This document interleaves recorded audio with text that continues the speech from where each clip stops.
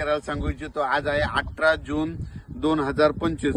म्हणजे या राज्यामधलं हे आता जे वारं सुटलंय हे कंप्लीट 24 तारखेपर्यंत असं वारं राहणार आहे, म्हणून हा अंदाज लक्षात येतात. 25 तारखेला हे वारं बंद होणार आहे.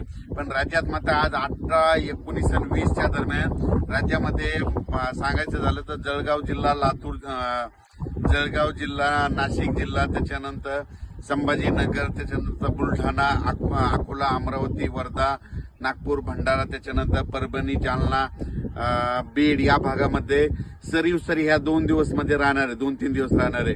खूप काही मोठा पाऊस पडणार नाही, भाग बदलत पडणार आहे, सरी पडणार आहेत आणि ज्यांचं सोयाबीन पेरलेलं आहे त्याला जीवदान भेटणार आहे, म्हणून हा अंदाज लक्षात घ्यायचा.